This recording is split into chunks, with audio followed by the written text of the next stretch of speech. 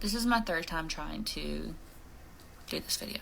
A long time ago when I was in high school, I started hanging around this girl and kind of like started becoming a part of like her friend group. There was about 4 or 5 of us, and we would all just kind of collectively go over to her house to hang out, have bonfires, watch movies, whatever. We would stay the night, and I had already stayed over there.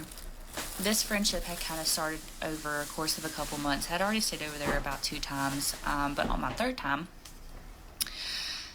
I was sleeping on the couch in the living room, and at about 3 o'clock in the morning, I woke up to a very loud bang. And it was so loud that it felt like to me that it shook the whole house. I don't know if it was actually that loud or if it just felt like that because I was asleep. I looked over at the couch next to me, to my friend Jessica, who was sleeping, and she didn't wake up. So I kind of thought maybe I imagined it. But the way that my friend's house was set up was that in the living room there was a wall. On the other side of that wall was the kitchen. But there was 2 entrances. And you could see them both at the same time. So I was like, maybe somebody is trying to get them something to drink. They dropped a cup or something. I don't know. So for the next minute to 2 minutes, I watched both entrances and I never saw anybody. So I was like, okay, so I'm just going to try to go back to sleep. So I just laid there with my eyes closed, trying to go back to sleep. But I was getting in my head and I was freaking myself out and I was getting scared. And I was like, you know what? I'm just going to go in the person's house that we were at, her bedroom, and sleep with our other friend because the girl's house that we were staying at, she was sleeping in her mom's bedroom with her mom in her bed. And so I got up and I walked over to the couch that was next to mine, and I woke Jessica up and I said, hey Jess, I'm a little scared, like I'm gonna go sleep with our other friend in so-and-so's room.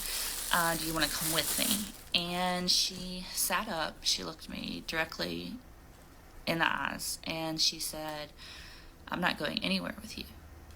And she lay back down and she went to sleep. And I'm not gonna lie, my heart dropped to my stomach, and I just kind of was like, okay. And I walked out of the living room to take a left to go down the hall, and I looked into the kitchen and there was nobody there. And I said, interesting. So I walk down the hall and I go into that friend's room, and immediately the other friend wakes up and she's like, is everything okay? Like, and I'm like, yep, I'm just a little scared. Like, I'm just gonna sleep in here with you. She's like, okay. She clocks out like 2 seconds later. I'm terrified, and I have the flashlight on my phone, laying on my chest, pointed up at the ceiling, illuminating the whole room because I'm terrified to turn it off. Sorry, I gotta check my baby on the monitor. Anyway, so I cannot bring to turn my flashlight off. So I was like, you know what? I'm just going to fall asleep with the flashlight on. Like, if my phone dies, it dies. Like, whatever. That's when I start hearing it in the kitchen. And the best way I can describe what this sounded like was if somebody were to pull out the utensil drawer, like that holds the knives, spoons, forks, and just dumped it on the floor. That's what that sounded like. And at this point, I start texting my older brother because my older brother is like a gaming nerd, and he stays up all night playing video games and then sleeps until like 2 o'clock in the afternoon. And so I know he's up. And so I'm texting him. I'm like, hey, I need you to come get me. I'm scared. Please answer, pick up the phone. Please text me back, blah, blah, blah. And the whole time I'm like, just spamming him with texts back and back and back and back. They're saying delivered. That's when it starts walking down the hall. And it's slowly walking down the hall, and it stops in front of the bedroom door. And then it walks back to the kitchen. And it does this several more times. When it started doing that, that's when I started calling my brother. And I'm calling him, and it's ringing, goes to voicemail. It's ringing all the way through and then going to voicemail. It's not like when you call somebody and their phone's off or dead and it just goes straight to voicemail. It wasn't like that. It was ringing. And I'm calling him. And every time he's not answering, I'm sending him 5 to 10 more texts. And then I'm calling him. All while whatever is in this house is walking up and down the halls. I come to the conclusion that my brother is not going to answer the phone. and that I have to plan my escape. So I put my hand on the door knob and I time it to where when this thing is walking back to the kitchen, I'm going to make a run for her mom's room. And so it starts walking back to the kitchen. I fling the door open and I take a hard left to her mom's bedroom. I do not look behind me. I didn't want to look behind me. I didn't want to waste the time. I was not curious enough to know what it looked like. I just needed to get through the door. And I throw open her door and I slam it shut and I go over to her mom's side of the bed and I jump on the bed and I'm hysterical. And I'm waking her up and I'm like, I gotta go. There's something in your house. I'm never staying here again. My brother's not answering my phone. And I don't really think it was registering to her what was going on because she was half asleep. It was like 3-4 o'clock in the morning by this time.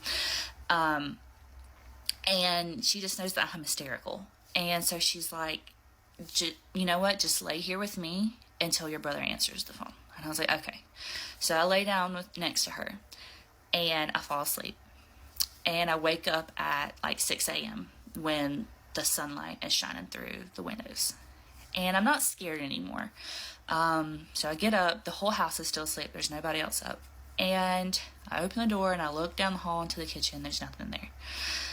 And I'm like, okay. So I collect all my stuff, I grab my keys, I walk out the front door, and I drive home and I pass out until like 2 o'clock in the afternoon. When I wake up, I go outside on our patio and I just kind of sit outside and think about what happened to me that night. And then my brother comes outside and he walks up to me and he sits next to me and he said, "Sissy, are you okay?" And I said, "I am now. Thank you for not responding to me when I needed you to come get me." And he said, "I just received all of your texts like 5 minutes ago." And I said, "What?" And he said, "Yeah, like when were you trying to get a hold of me?" And I was like, "At 3 a.m. And he was like, "I was up. I was playing video games." And he said, "I don't have any calls from you." And that was when I knew that whatever was in her house was blocking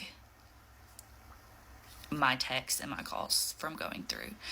But on my end, the calls were going through and my messages were being delivered. And I only stayed at her house one more time after that. It took a while for me to go back to stay at her house, stay the night. But when I did, something else did happen. And I never stayed the night again at her house after that. I did continue to go back over there and hang out with them. But I never stayed the night.